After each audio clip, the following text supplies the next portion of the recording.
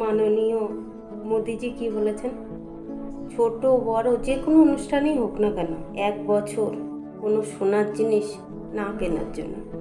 তাই এবার একটু পরিবর্তন হোক না। মেয়ের বিয়েতে সোনা গয়না নাই বা দিলেন, টুকরো জায়গা আর থাকার মতো একটা ঘর বানিয়ে দিন। দেখবেন মেয়ে অনেক সুখে থাকবে।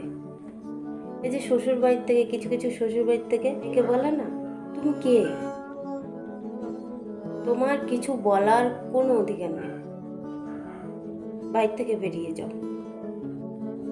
দেখবেন যখন মেয়েকে থাকার মতো একটা জায়গা আর ঘর দেবেন না, তখন শ্বশুরবাড়ির লোকেরা না এই কথাটা বলতেই ভয় পাবে যে একে যদি বাড়ি থেকে বেরিয়ে যেতে বলি, ওর তো থাকার একটা জায়গা আছে, এ তো সত্যি সত্যিই চলে যাবে।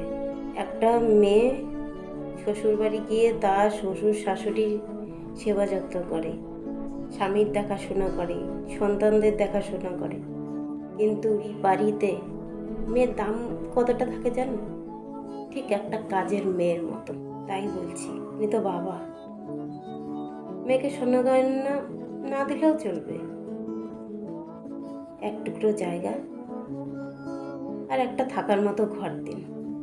দেখবেন মেয়ে অনেক সুখে থাকবে।